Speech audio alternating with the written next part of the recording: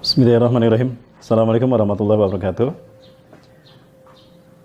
Allah Azza wa Jalla berfirman di dalam Al-Quran yang bunyinya kalau tidak salah seperti ini, A'udzubillahi minasyaitonirrajim.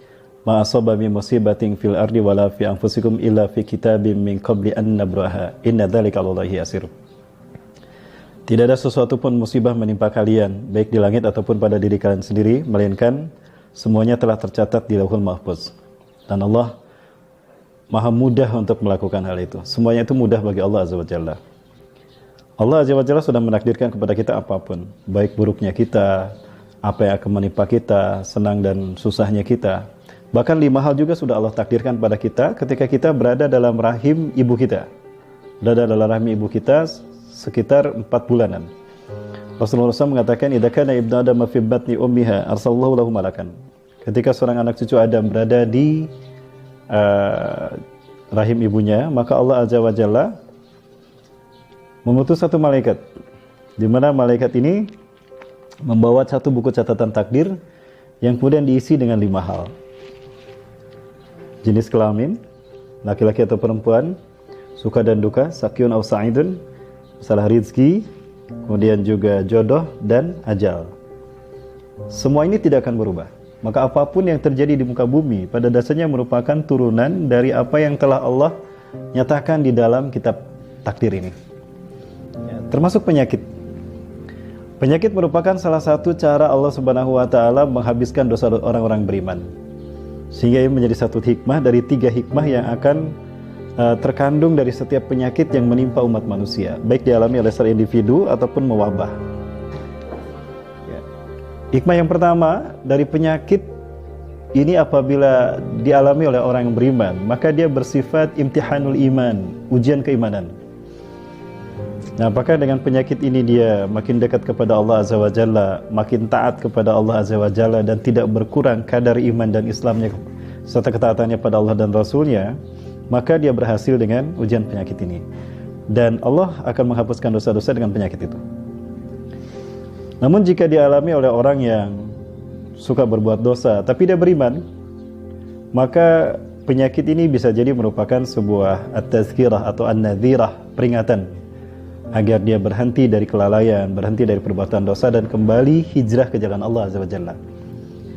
Ya. Adapun yang ketiga, jika penyakit ini dialami oleh orang kafir yang gemar berbuat dosa, maksiat dalam kekufurannya, maka penyakit ini sudah dipastikan merupakan azab dari Allah Azza wa Jalla. Azab dari keburukan yang telah dia lakukan. Sekali lagi, siapapun di antara kita tidak akan mengalami dan tidak akan mendapatkan apapun melainkan sesuai dengan apa yang kita lakukan. Ini adalah hukum sunatullah, hukum kausalitas, hukum Allah Azza wa Jalla. Wa allaisal insani ila ma sa'a. Tidak ada yang didapatkan oleh seseorang melainkan seperti apa yang dilakukannya, sesuai dengan apa yang dilakukannya. Atau di dalam surat Al-Baqarah Allah menjelaskan, la yukallifullahu nafsan illa wus'aha. Allah tidak akan membebani seseorang kecuali dengan apa yang dia mampu. Laha makasabat, dia akan mendapatkan kebaikan dari kebaikan yang dilakukannya. Wa 'alaiha maktasabat, dan dia akan mendapatkan efek buruk dari keburukan yang dilakukannya. Jadi seseorang tidak akan mendapatkan apapun melainkan sesuai dengan apa yang dilakukannya, termasuk penyakit. Belakangan ini mewabah yang namanya virus corona, COVID-19. Tentu ini juga merupakan penyakit yang bisa berjadi ujian keimanan bagi orang yang beriman, ataupun bisa menjadi peringatan bagi mereka yang lalai, atau mungkin azab bagi mereka yang zalim di muka bumi ini. Tiga-tiganya dalam satu momen bisa terkandung dalam satu peristiwa ini sebagai hikmah yang bisa kita petik. Maka sebagai seorang muslim, ada sepatutnya kita selalu bersikap baik, selalu beramal soleh, sehingga kebaikan dan amal yang kita lakukan akan berefek baik pula bagi kita.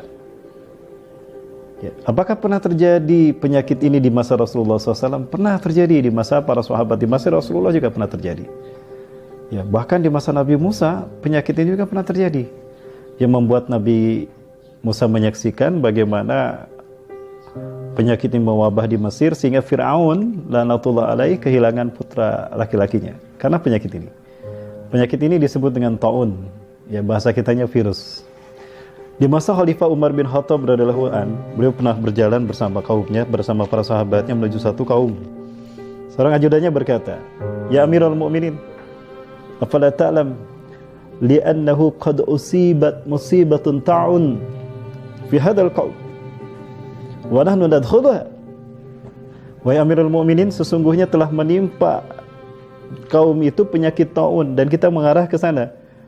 Apakah tidak sebaiknya kita mengambil jalan lain? Oh iya, kalau begitu Umar bin Khattab kemudian mengatakan kita akan mengalih ke jalan lain, kita motong lewat jalan sana, jangan lewat jalan sini. Setelah Umar bin Khattab dan para sahabatnya melewati jalan yang lain, ada seorang asistennya berkata, seorang ajudan atau sahabat lain berkata kepada Umar bin Khattab, "Wahai Amirul Mukminin, kenapa Anda takut kepada taun? Bukankah segala sesuatu sudah ditakdirkan Allah?" Maka Khalifah Umar bin Khattab radhiyallahu an mengatakan, kita akan berlari, kita berpindah dari satu takdir kepada takdir Allah yang lain. Jangan salah kita memahami takdir, Bapak Ibu sekalian. Ya. Takdir berbeda dengan qada. Takdir adalah sesuatu yang telah tetap dan telah Allah tetapkan jauh sebelum Allah Subhanahu wa taala melahirkan kita, menciptakan kita. Dan dia tidak akan berubah karena sudah tercatat di Lauhul Mahfuz. Adapun ketika kita menjalani takdir, ada perbuatan kita yang melampaui batas, lalu Allah bertindak atas perbuatan kita tadi, maka ketetapan Allah ketika makhluk menjalani takdir, itulah qada. Termasuk penyakit taun ini, penyakit COVID ini, akan menimpa siapa? Saya yakin dia akan menimpa seseorang yang memang perilakunya sudah wajar untuk terkena virus ini. Karena sekali lagi, tidak mungkin penyakit ini akan menimpa seseorang kecuali itu tadi, apakah ujian keimanan, ataukah peringatan, ataupun musibah. Dan itu sesuai dengan apa yang telah dilakukannya. Maka sudah sepatutnya kita tidak terlalu khawatir dengan apa yang terjadi belakangan ini sebagai virus endemik. Ya. Apakah virus ini merupakan sebuah konspirasi? Manusia memiliki kemampuan untuk menciptakan itu. Karena itu merupakan istijrat dari Allah Azza wa Jalla. Yang pada dasarnya Allah mengantarkan seseorang kepada apa yang ingin dilakukannya, dan dia pasti akan mendapatkan perhitungan dari apa yang dilakukannya. Belakangan ini teknologi sudah canggih luar biasa. Ya, manusia sudah semakin cerdas, maka tidak menutup kemungkinan ini merupakan konspirasi, bisa jadi. Ya. Lupakah kita kalau Rasulullah SAW pernah bersabda, ketika ditanya oleh para sahabat, di saat perang Ahzab berkecamuk, kaum muslimin terisolasi di suatu daerah, sampai kaum muslimin bahkan Rasulullah sendiri kelaparan. Lalu kemudian Rasulullah salat sunat 2 rakaat. Dalam salat itu panjang sekali bacaan Rasulullah, sampai para sahabat berkata, "Ya Rasulullah, ma ra'aituka tusalli salatan atwala min hadhihi shalah. Famadza taqra fiha ya Rasulullah?" Wahai Rasulullah, kami belum pernah melihat Anda salat sepanjang ini Rasulullah. Padahal salatnya sama 2 rakaat. Apa yang Anda baca? Rasulullah SAW mengatakan, aku meminta 3 hal kepada Allah. Yang pertama, aku meminta kepada Allah Azza wa Jalla agar umatku tidak dihabiskan oleh satu musibah sekaligus habis umatku, sebagaimana musibah kelaparan di zaman Nabi Yusuf alaihissalam atau zaman Firaun. Nah, Allah mengabulkan. Yang kedua, aku meminta kepada Allah, kata Rasulullah, kalau agar Allah Azza wa Jalla tidak menghabiskan umatku karena kezaliman musuh-musuh mereka, dan Allah kabulkan. Nah, yang ketiga, Rasulullah SAW mengatakan, aku meminta kepada Allah agar Allah tidak membiarkan segolongan dari umatku yang kuat, zalim, menimpakan kezalimannya kepada kaum yang lemah dari umatku juga. Dan Allah tidak mengabulkannya. Kenapa demikian? Kenapa doa Rasulullah yang ketiga tidak dikabulkan, padahal Rasulullah selalu diijabah? Kalau kita perhatikan, efek atau terjadinya peristiwa sekelompok kaum yang kuat, zalim, menimpakan kezalimannya kepada kaum yang lemah, itu tidak terjadi melainkan ketika umat terpecah belah. Ketika umat terpecah belah, maka kemampuan orang-orang yang zalim ini bisa jadi ditimpakan kepada orang-orang yang lemah dalam bentuk apapun. Dan ini merupakan efek dari ketika umat Islam tidak lagi berpegang teguh pada Quran dan Sunnah. Perpecahan di tengah-tengah kita itu mengakibatkan fitnah yang dahsyat. Salah satu fitnah itu adalah virus corona ini.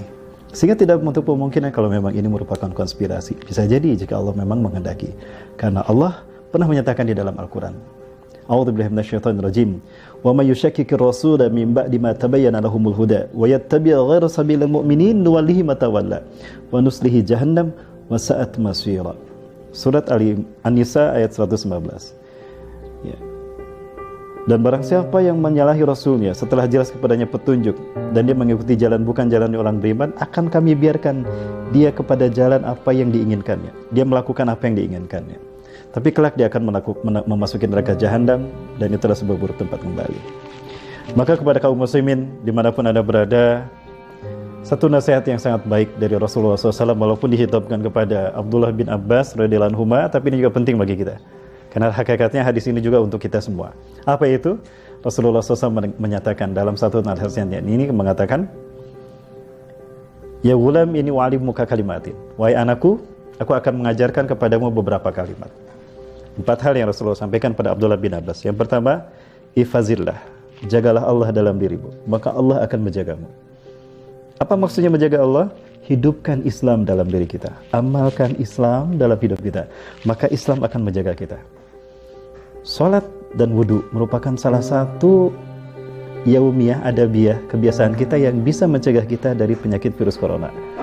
Artinya kalau hidup kita secara Islam sesuai dengan Quran dan Sunnah, insya Allah wudu kita minimal akan mencegah kita dari virus corona. Karena pada dasarnya wudu merupakan salah satu proteksi kita dari penyakit fisik. Yang kedua, ihfazillah tajidhu tujahka. Jagalah Allah dalam dirimu, maka Allah akan menjadi solusi apapun kesulitan hidupmu. Ya. Selama kita mengamalkan Quran Sunnah secara kafah, ikhlas karena Allah, maka kita akan terjaga dari apapun yang bisa membahayakan kita, bahkan akan menjadi solusi dari apapun kesulitan dan masalah yang kita alami. Yang ketiga, Rasulullah SAW mengatakan, fa'alam, yakinilah wahai pemudaku, law annal ummah ijtama'u ala ay yanfa'uka bi syai'in lam yanfa'uka bi syai'in illa bi syai'in qad katabahu Allahu lak. Andaikan umat manusia berkumpul semuanya untuk menolong kamu, menyelamatkan kamu, kamu tidak akan tertolong, kamu tidak akan selamat, melainkan jika memang Allah menakdirkan kamu harus selamat. Itu yang ketiga.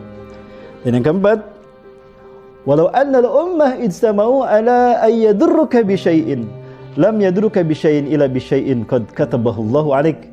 Andaikan umat manusia berkumpul untuk membantai kita atau untuk membantai kamu, untuk membahayakan kamu dan membinasakan kamu, kamu tidak akan terbantai, kamu tidak akan dicelakai dan tidak akan dibinasakan, tidak akan bisa dibunuh, kecuali jika memang Allah telah menakdirkan kamu saat itu harus dibantai, kamu harus terbunuh, kamu harus binasa.